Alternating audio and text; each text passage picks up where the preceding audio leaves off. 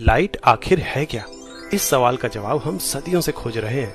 Newton का मानना था कि ये छोटे छोटे पार्टिकल से बनी है, पर यंग्स डबल स्लिट एक्सपेरिमेंट और मैक्सवेल की इलेक्ट्रोमैग्नेटिक वेव इक्वेशंस ने साबित कर दिया कि ये एक वेव है। तो मामला सेटल लग ही रहा था कि तभी एंट्री हुई एल्बर्ट आइंस्टाइन की। आइंस्टाइन के टाइम पे फिजिक्स के गलियारों में एक ऐसा एक्सपेरिमेंट हो रहा था जिसका किसी के पास कोई जवाब नहीं था। जब किसी मेटल पे हाई फ्रीक्वेंसी लाइट या यूवी रेज गिराते तो मेटल से इलेक्ट्रॉन इजेक्ट होते और इस एक्सपेरिमेंट को फोटो इलेक्ट्रिक इफेक्ट नाम दिया गया। पर इसे वेव नेचर से समझना इतना मुश्किल क्यों है? वेव से एनर्जी इलेक्ट्रॉन को मिलती होगी और वो बाहर आ जाते होंगे।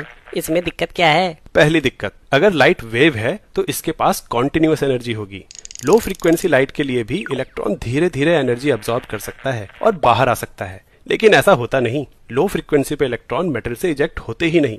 दूसरी दिक्कत, अगर लाइट की इंटेंसिटी बढ़ाएं तो वेव की कुल एनर्जी भी बढ़नी चाहिए, यानी जब मेटल से इलेक्ट्रॉन इजेक्ट हो तो ज्यादा तेज यानी ज्यादा काइनेटिक एनर्जी से बाहर आने चाहिए, पर ऐसा भी नहीं होता। एक फ्रीक्वेंसी की कितनी भी वेव्स मार लो, इलेक्ट्रॉन की एनर्जी सेम ही रहती है। इन सब सवालों का जवाब साइंटिस्ट के पास नहीं था और आइंस्टाइन भी इन सवालों का जवाब ढूंढ रहे थे। आइंस्टाइन से पहले प्लैंक ने एनर्जी क्वांटाइजेशन की थ्योरी दी थी, जिसके हिसाब से इलेक्ट्रॉन फिक्स मात्रा में ही एनर्जी गेन या रिलीज कर सकते हैं, उस फिक्स मात्रा से कम या ज्यादा नहीं। आइंस्टाइन ने अपनी बुद्धि लगाई और प्लैंक की थ्योरी को और एक्सपेंड किया। अगर इलेक्ट्रॉन में लाइट की एनर्जी सिर्फ निर्धारित मात्रा में ही एब्सॉर्ब या रिलीज होती है तो कहीं लाइट की एनर्जी खुद ही क्वांटाइज्ड फॉर्म में तो नहीं एग्जिस्ट करती। मतलब लाइट, जिसे वेव माना जाता है, उसकी एनर्जी कॉन्टिन्यूअस नहीं बल्कि फिक्स क्वांटिटी की हो, यानी वो एक पार्टिकल की तरह हो। आइंस्टाइन ने इन लाइट के पार्टिकल्स को फोटॉन का नाम दिया।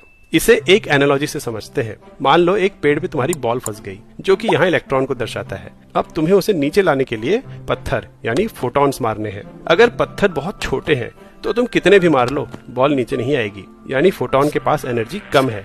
ये केस लो फ्रीक्वेंसी लाइट को दर्शाता है। पर क्या हो अगर एक के बाद एक कई सारे छोटे छोटे पत्थर बॉल को लग जाएं? तब तो बॉल को गिराने के लिए इनफ एनर्जी होगी। कई सारे छोटे पत्थर मतलब लो फ्रीक्वेंसी और हाई इंटेंसिटी। अगर कई सारे पत्थर एक साथ लगे तो बॉल गिर भी सकती है, और असल में इलेक्ट्रॉन्स के साथ भी ऐसा ही होता है। जब लो फ्रीक्वेंसी और हाई इंटेंसिटी की लाइट मेटल पे गिराते हैं तो कभी कभी कुछ इलेक्ट्रॉन्स एक से ज्यादा फोटॉन्स की एनर्जी एब्सॉर्ब कर बाहर भी आ जाते हैं, पर इलेक्ट्रॉन इतना छोटा होता है कि ऐसा होने की प्रोबेबिलिटी बहुत कम है। वहीं अगर बड़े पत्थर यानी हाई फ्रीक्वेंसी के फोटॉन्स मारे तो जितने तेज पत्थर लगेंगे उतनी तेजी से बॉल बाहर आएगी, यानी ज्यादा काइनेटिक एनर्जी से। और इस तरीके से लाइट को पार्टिकल मानने से फोटो इलेक्ट्रिक इफेक्ट के सारे अनसुलझे जवाब मिल गए और आइंस्टाइन ने ये प्रूफ कर दिया कि लाइट केवल वेव नहीं बल्कि पार्टिकल नेचर भी शो करती है।